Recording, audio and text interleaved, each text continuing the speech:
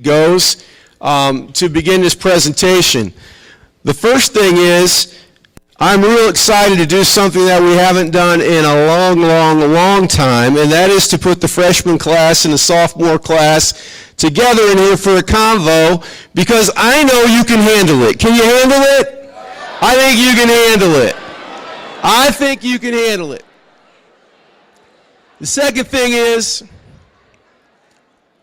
again, just please be respectful to our speaker. You're the audience, and we have audiences that are coming in through our simulcast today, and we want to make sure that they're having a good experience as well. The introduction of our speaker today, I can honestly tell you, in 26 years of being in this building, I've not had an opportunity to introduce quite as unique of individual that I'm going to introduce to you today. Because I'm going to make a bold statement, and he'll go on with it. But even with modern science, the gentleman that's going to speak to you today, he is a living miracle. And I want you to just think about it, because some of the things that he's gone through with his health situation are just, there's not a whole lot of hope going into those kind of surgeries. And he's a survivor, and he's got a great message for you today. Very grateful for the coalition here in Warsaw. Jessica, thank you, and everybody that believe that this is an important message for our entire community, all of Kosciuszko County. Daniel had the opportunity to speak at Tippecanoe Valley yesterday and Wawasee High School this morning. And I'd like to introduce to you Daniel Ament. He's the founder of Fight for Wellness. He's 20 years old, and he's a full-time college student at Wayne State School of Business that's located in Michigan. He's traveled throughout the country, sharing his personal journey and educating students on the dangers of vaping. At this time, I'd like to present to you Mr. Daniel Ament. You want it in here, or do you want it?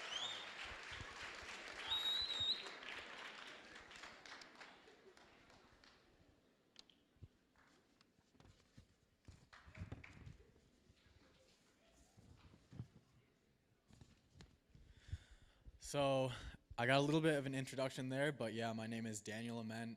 I go to Wayne State University in Detroit, Michigan. I'm 20, and I actually just got back from California. I was spending some time there in my RV. I just drove back 34 hours a few days ago, and I drove 4 hours out here from Detroit just yesterday. And I'm here to talk to you guys about vaping, because when I was 16, I received a double lung transplant due to vaping. This was about 3 years ago, and I was unaware of what dangers there could possibly be when I started. I stayed away from it until my sophomore year of high school. I would vape mostly just at parties and at lunchtime at school, and I only had my own vape for about 2 weeks. Vaping was mostly just a social lubricant for me. I would mostly just vape when I was around friends, and I was just using what they had. In reality, vaping is not just water vapor and nicotine like what I thought. It is a ton of different chemicals that are not good for you, and definitely not the best idea to put in your lungs. Now I just want to talk a little bit about what happened to me, what happened when I was getting sick, and then my time in the hospital. So my memories of this start to fade off, but basically what happened is I was at work one night, and I started to get a headache. And the next day, and back pain as well that day. The next day was my first day of junior year.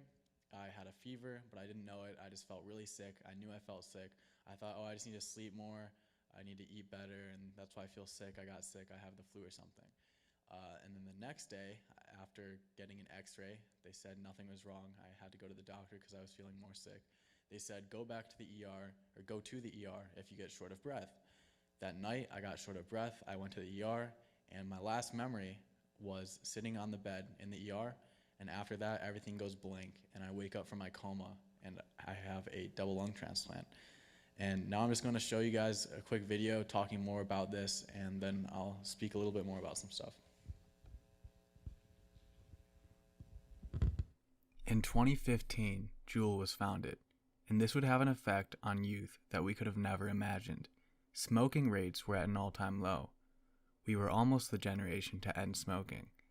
Juul, which is 35% owned by Altria, a tobacco company, got our generation hooked on nicotine within only a few years. When I was in 8th grade, people started to vape around me. By freshman year, my entire friend group was vaping. By sophomore year, I started vaping with a Juul too. I saw Juul become a part of pop culture, and quickly most kids around me were vaping. I would say at least half of my high school. This video is going to be my story and how vaping affected my life. Ever since I was young, I played sports. I was a healthy kid. I participated in sailing and swimming ever since I could remember. I was a runner through my freshman and sophomore year, and I would spend my summers outside from 9 a.m. to 12 a.m. and then do it again the next day. My ultimate goal was to get into the Naval Academy and then attempt to become a Navy SEAL. This was my dream ever since I was 11 or 12. I made an effort to stay away from drugs and alcohol because of this. My freshman year, I completely stayed away from any partying, and I had a 4.1 GPA, and I played 4 sports. I had no time for vaping and didn't even entertain the idea. In the first few months of sophomore year, I got a knee injury from overuse. I was pushing myself too hard. Eventually, I was hanging out with friends more, and I started vaping too. All of my friends had Juuls, so it was hard to stay away from. Before I started vaping, I did some research on the internet and found out that it was just water vapor and nicotine, and that it was completely safe and nothing to worry about. I thought that the only side effect would be getting an addiction at some point, so I just never bought a vape. I would hit my friends at lunch a few times, get my buzz, and do it again the next day. I would keep in mind that if I bought one, I'd get addicted, it'd be a waste of money. By the summer, I followed this pattern until I found someone's Juul in my car in June of 2019, and I bought pods for it for a few weeks, and then I threw it into the lake. I continued to hit my friends' Juuls a few times in the day so I wouldn't get addicted. I just wanted the buzz, and it was a social thing. In August of 2019, I told myself that the day school started, I would stop hitting my friends' vapes, so I didn't get a long-term addiction. A few days before school started, I hit my last vape. The first day of my junior year, I felt really sick. The night before, I had a headache and back pain. Then the next morning, I had a fever. I went to school anyway, not knowing that I had the fever because I didn't want to miss orientation. I ended up being unable to breathe later that night with worsening symptoms. I went to the ER. The doctors took an x-ray and said nothing was wrong and that I just had anxiety. I was sitting on my bed in the ER room made of curtains. My mom and dad were sitting against the left wall. This is the last image I remember before 55 days of nothing, but it was instant in terms of time for me. Within that time, where I remember absolutely nothing, I'd been through 2 hospitals, put on ECMO, which is basically life support, was in a 2-week coma, and received a double lung transplant. I woke up with no recollection of who I was, where I was, or even what I was. My ego was so disillusioned from all the drugs from the surgery. I had delusions and nightmares. I thought I was kidnapped on a prison ship, and I thought the nurses were trying to kill me. All while being unable to talk and feeling like breathing on my own was impossible. Over the next few days, I slowly understood what the nurses had told me, that I'd had a double lung transplant and it was due to vaping. My instant thoughts were that I would never be a Navy SEAL. When I woke up, I could not talk. I could not eat. I could not drink. I could not lift my phone. I could not lift my head. I could not lift my legs. I could not move. I had gone from 155 pounds to 99 pounds, losing 30% of my body mass. 1 second, I was short of breath in the ER, and then I was waking up in an unfamiliar body, unable to communicate. In a word, it was terrifying, but that doesn't do it justice. I stayed in the hospital recovering for 20 more days. I could not stand on my own when I got out. Eventually, I could stand and walk again. I had to go through months of intense physical therapy. I received my transplant October 15th, 2019. I was the first double lung transplant due to vaping. I decided I would start my nonprofit Fight for Wellness with the main starting goal of combating the youth vaping epidemic in the simplest way I thought to, by sharing my story. I started speaking at schools. Eventually, I was doing Zoom meetings during COVID at different events. I did interviews and I filmed a PSA for the Michigan Health Department. I've also participated in multiple documentaries. Throughout that time, I was working out, eating as much food as I could. I had to catch up my entire junior year online, and then also my entire senior year. I never got to go back to school after my first day of junior year. I'm now still working on my nonprofit. I still have a goal of helping the youth vaping epidemic, and it seems to be worse than ever.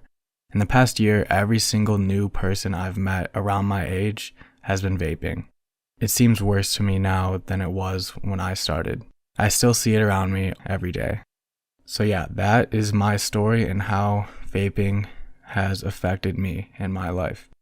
I encourage that if you do need help quitting, reach out to someone, go to an adult, and if they really care about you, they won't get mad, they'll help you. And now on to what I'm doing now.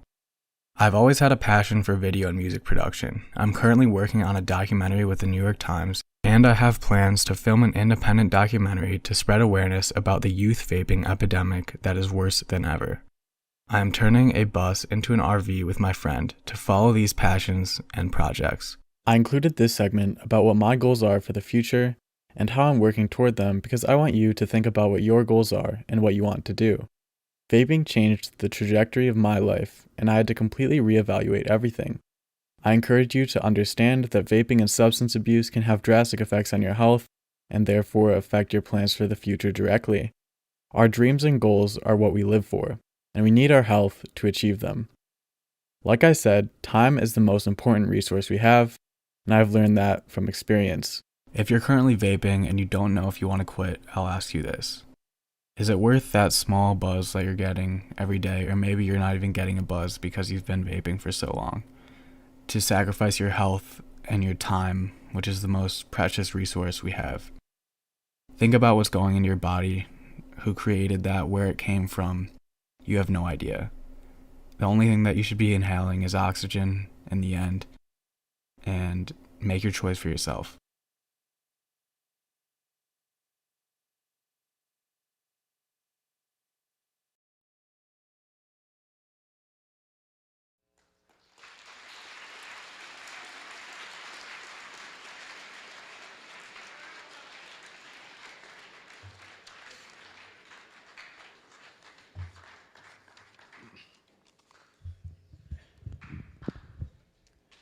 So now I just want to talk a little bit about nicotine and what it can actually do to you if you are not vaping. These are all just reasons to never start, and if you are, or if you're not, just inform your friends. But if you are, these are just all reasons you should probably consider quitting.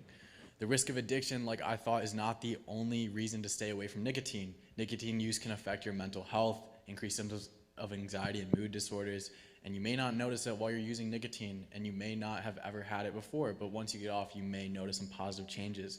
According to an article by Cold Spring Harbor Laboratory Press, studies in rodents reveal the molecular changes induced by adolescent nicotine exposure alter the functioning of synapses in the PFS that underlie the lasting effects on cognitive function. So with nicotine use at a young age, while our brains are still developing, we are permanently impairing our cognitive function, and that's just not something you want to deal with. According to the same article, the most susceptible youth lose autonomy over tobacco intake within 1 or 2 days of first inhaling from a cigarette. So with vaping too, you're getting way more nicotine, so you're probably going to lose autonomy quicker, which means you're getting addicted quicker. You may not realize it, because when I was vaping, I thought I wasn't addicted, but you might be, and you might be getting addicted more quickly than you realize, and it's going to be a lot harder to get off. So lack of regulation, I think this is a very important topic because this is where most of the danger comes from outside of the nicotine. We do not know what we are inhaling when we are vaping and if it is safe or not. There are not scientists and doctors making sure that vapes are safe to use. A lot of vapes are made in China with the cheapest materials for a profit, and this includes the chemicals being used. For example, Puff Bar. You guys have probably heard of this if you vape, or another disposable brand, but it's all pretty much the same. A disposable vape manufactured in China sells for around $10 at a gas station or vape shop, and from what I could find online, it could cost anywhere from 20 cents to $2 to make. Dozens, and most of that cost is from the battery. Somehow they find chemicals to make dozens of different fruity flavors that would never be found in nature naturally for only like 50 cents.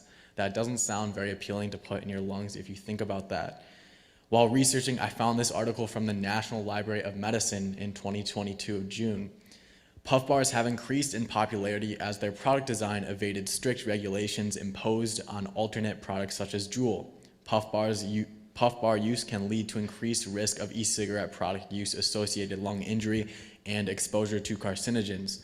Furthermore, the developmental risks of nicotine use during adolescence include negative effects on cognitive function and detriments to short-term memory. That's all what I was just talking about. And I know that most people now are using disposable vapes, and it's likely a similar case with all the other brands.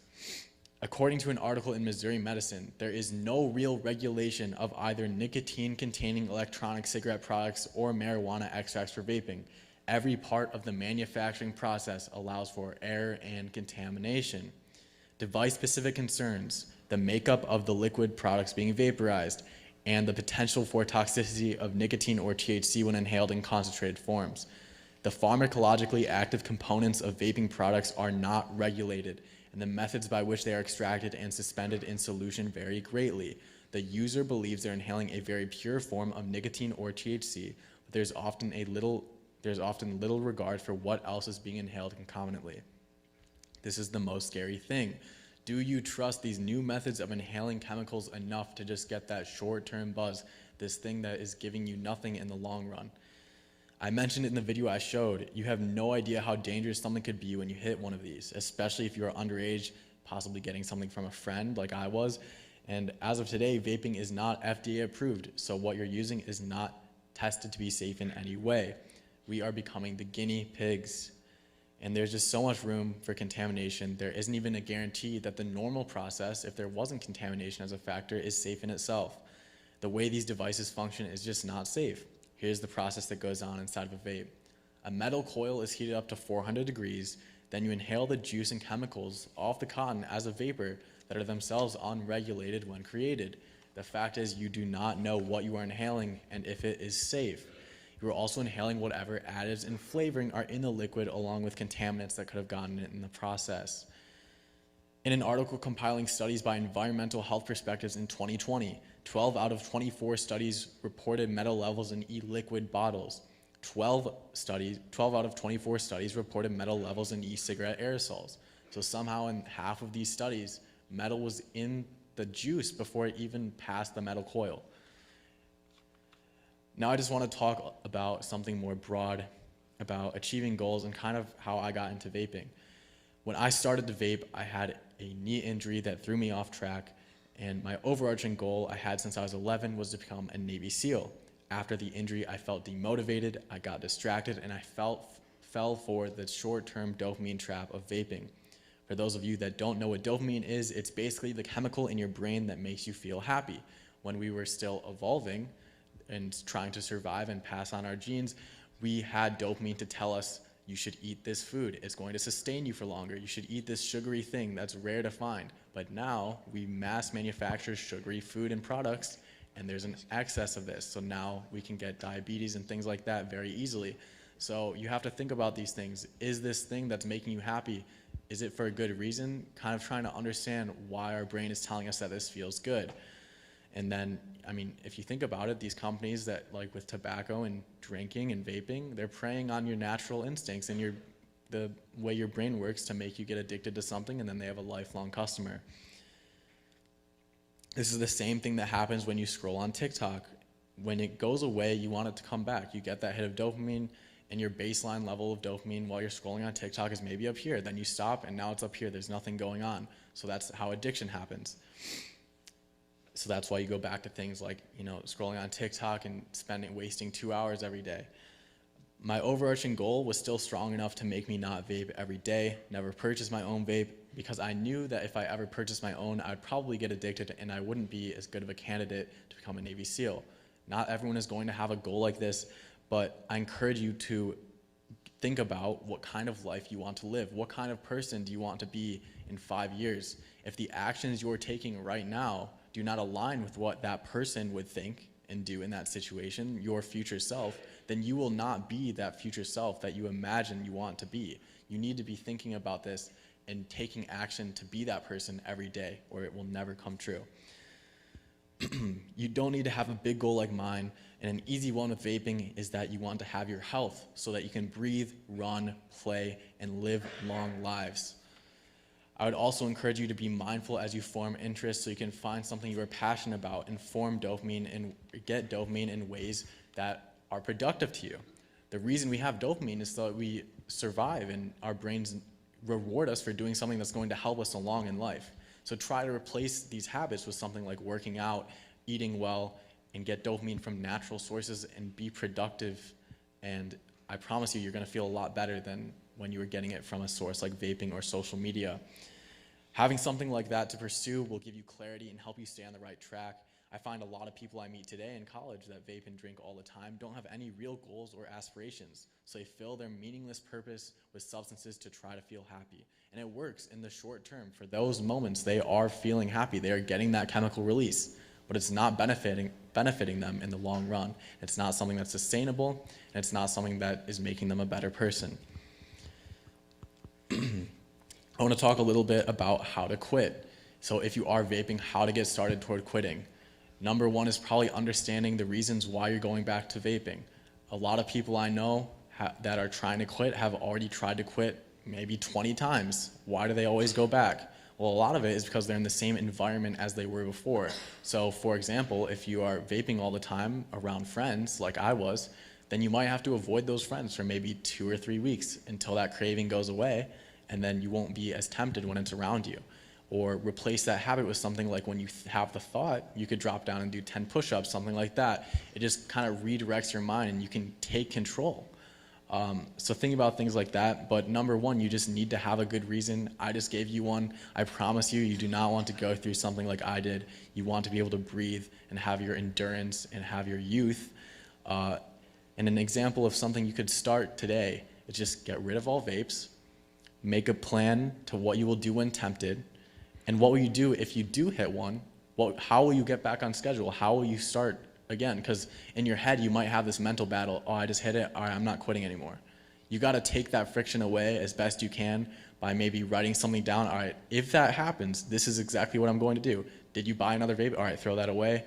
Am I going to replace this habit with something else and just try to, have a more goal-oriented life?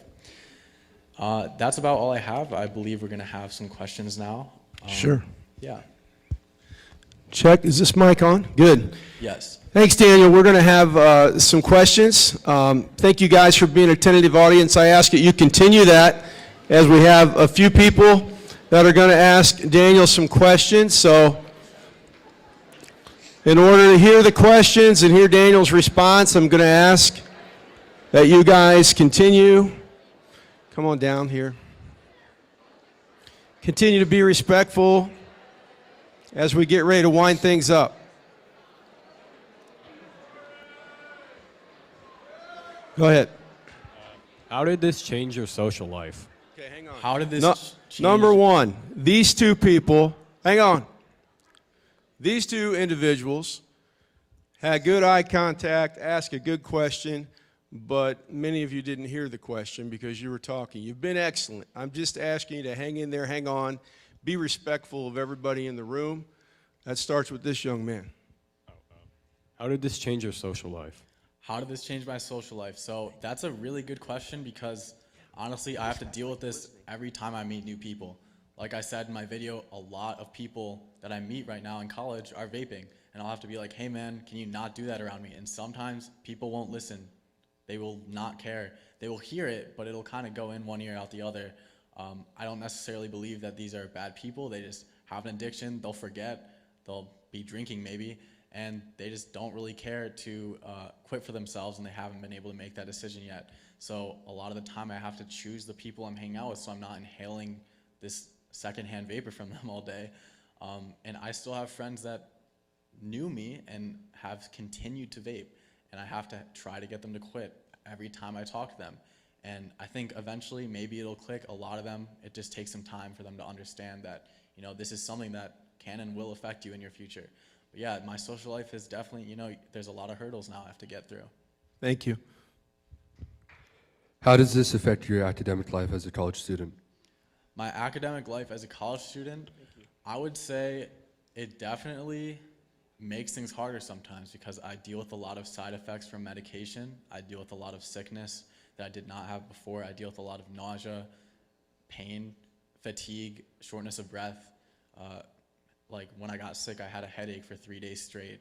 That was just like unbearable. So I deal with a lot of things like that, of missing deadlines and things like that.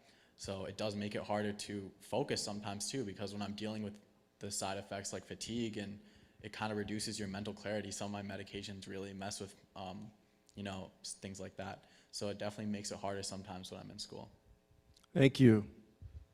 What message do you have for people who want to try vaping?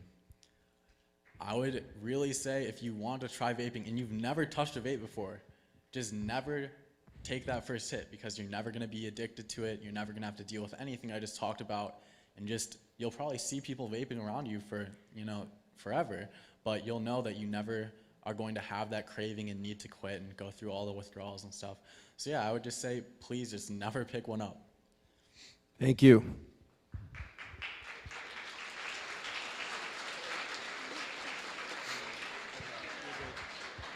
Okay, we have a couple more questions. Just two more. Here we go. How about physically? Is there anything you can't do that you'll miss doing? Definitely. I mean, so I was a varsity sailor. We have a lake near where I grew up, and we had a sailing team. And I even traveled around the United States for sailing and got to sail in the ocean. And Opties is the boat that I was sailing at the time. And I was not able to go back to that. So right after my transplant, all of my friends got to go back and race again. And I mean, I was good. I would win flags. You saw a picture of me holding flags. That's like a trophy in sailing. I never got to go back to that. So that is one of the main things that I'm unable to do now. And, I just have to be a lot more careful about things. I mean, when I was going surfing in California a few weeks ago, or about 2 weeks ago, it's a lot harder for me to get out behind the waves. I'd never gone surfing before, just wakeboarding and stuff like you saw in the lake. But since I've been in California, I wanted to try and surf. And I have like maybe 10 times less the endurance I had before. It'll be about 20 seconds of paddling. My arms and legs will be complete noodles and just panting. So I definitely do not have the endurance I had before, and deal with a lot of those effects today.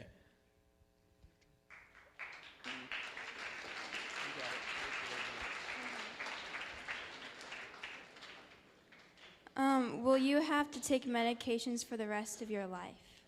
Yes, so I have to take anti-rejection medication, which is immunosuppressants, and they have a lot of side effects. I mean, if you look up online, immunosuppressant side effects, basically every side effect you've ever heard of will come up. So I have to deal with a lot of side effects, and I do have to take these for life, because if I do not, then my lungs, since they are not mine, my body would look at them as foreign invaders. My body does look at them as foreign invaders, so my immune system would attack them if I was not on the immunosuppressants. So I take immunosuppressants to suppress my immune system. I'm also on a steroid. It's not like a steroid like a bodybuilding steroid. It's like a different, it's called, I believe, a cortisol steroid. It's something, cortisol is the stress hormone, I believe, and I'm not sure exactly what it does, but it's another anti-rejection medication, and I have to take blood pressure medication, some other things like that as well. So yeah, I am on medication for the rest of my life. Thank you. Now you guys can all clap. Thank you guys for listening.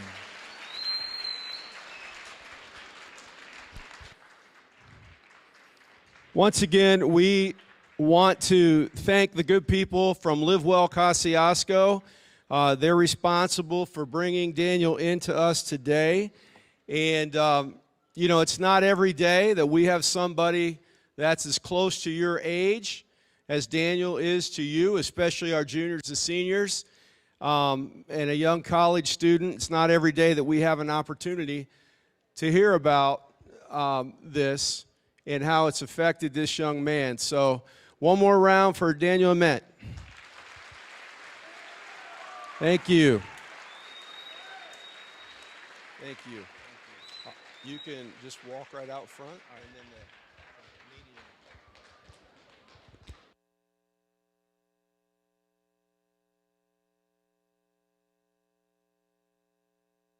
the median. Whoa.